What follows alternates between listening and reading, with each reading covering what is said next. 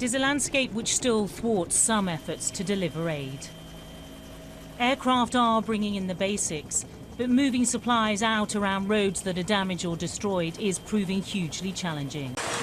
Only now is the true horror becoming clear to the outside world. But these people have lived the nightmare for 3 days now.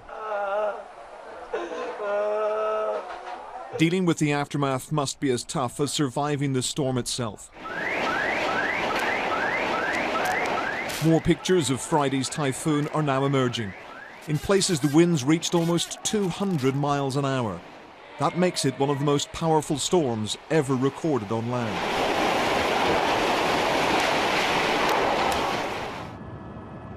It flattened flimsy homes as well as sturdier buildings.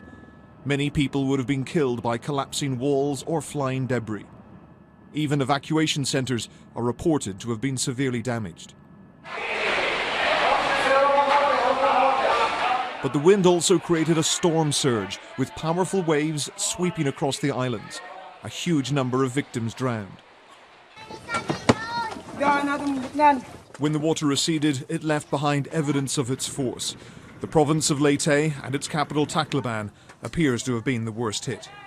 We have an estimate given on the casualties, more or less 10,000, according to this report. For the whole province? For the whole province of Leyte. What to do with the dead is one problem, but how to help the living is more urgent. No food, no power, no shelter. Several million people desperately in need of help. I can't think. I don't know what to do. Right now, all we can do is survive the day, but I don't know what will happen tomorrow or the day after that, or if we can continue to survive. President Aquino was flown in to see the scale of the destruction and help to hand out drinking water, something else which is in short supply. But we are addressing first the needs of those who are still living, especially those who are injured, the need for food and the need for water. Aid agencies are comparing the levels of destruction to the Boxing Day tsunami a decade ago. But at least the typhoon arrived with plenty of advance warning. Hundreds of thousands of people had...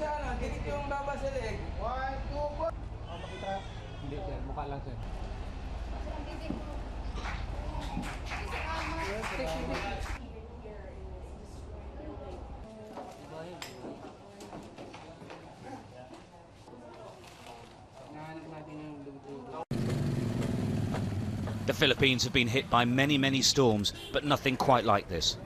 The sheer ferocity of the winds and the enormous tidal surge caused by the typhoon destroyed almost everything in its path.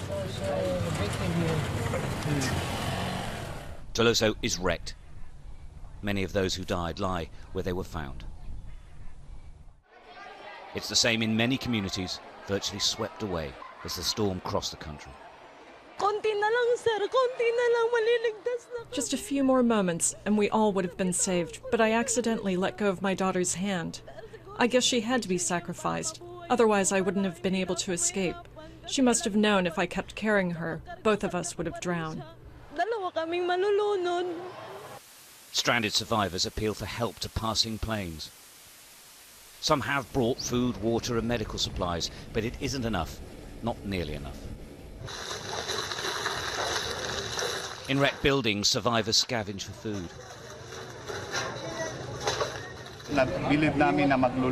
If we see people getting food, we just let them be. However, if they're looting other things, such as appliances, we apprehend them.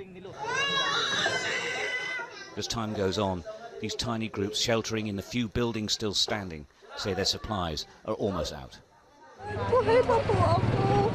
Please tell my family I'm alive. We need water and medicine because a lot of the people we are with are wounded. Some are suffering from diarrhea and dehydration due to a shortage of food and water. With blocked roads and broken bridges, the local relief effort is moving slowly. The government has declared a state of national calamity to allow it to take direct control of this disaster relief. We are declaring a state of national calamity to accelerate the efforts of government to save, to render aid and to rehabilitate the provinces that were ravaged by the storm. This is important so that we can ensure control over the price of the basic commodities and services that our countrymen will need to avoid overpricing and hoarding of vital products.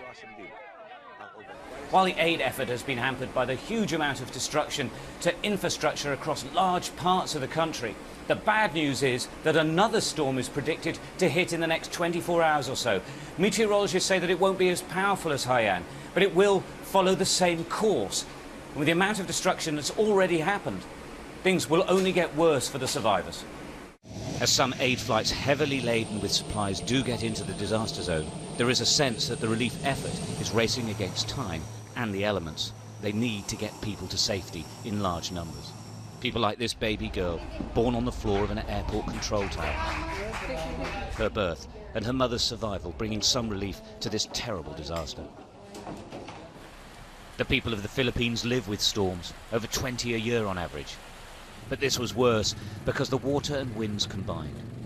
We survived the winds, one man said, but we couldn't survive the water.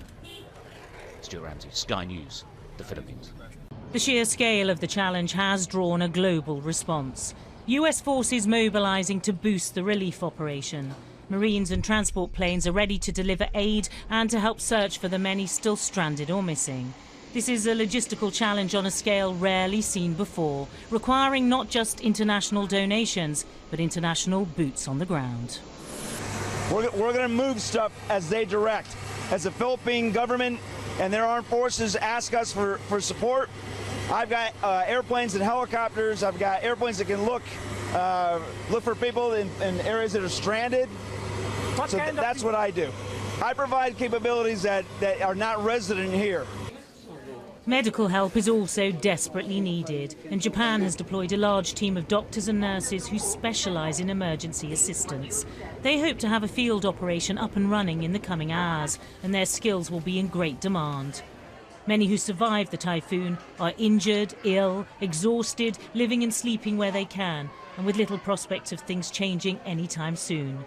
Britain, one of many nations to pledge millions of pounds to help with temporary shelters. The people in the devastated areas would be needing potable water, drinking water. I think that's a priority. Food, medicines, blankets, as well as building materials or shelters. And each day gives up more people in need. Many more desperate voices. The enormity of what the typhoon delivered to this nation not yet fully calculated. The Philippine Army has been at the forefront of delivering supplies, troops now trying to access many who've been cut off from help. International aid agencies are flying in the essentials to maintain life and safety. Typhoon Haiyan was a Category 5 storm, the strongest storm on the scale. It hit at around 1 a.m. on Friday morning, which was 8 o'clock in the morning in the Philippines. Now, the eye of the storm passed well to the south of the capital, Manila, but the city still did feel its force. Now, the city of Tacloban is the worst affected, where gusts reach 379 kilometres an hour. That's almost 240 miles per hour. Between 70% and 80% of homes were destroyed in that region, leaving more than 500,000 people homeless. Now, it's feared that up to 10,000 people have died. Most of the victims are thought to have drowned when huge waves, some as high as 45 feet, swept through the streets. Rescuers have yet to make contact with the town of Giwan, which is home to more than 40,000 people, and also Baco, a town with a population of 35,000, which has been left almost completely under water. Well, the storm itself hit Vietnam late last night and has been downgraded to a Category 1. The United Nations estimates that 9.5 million people in the storms have been affected.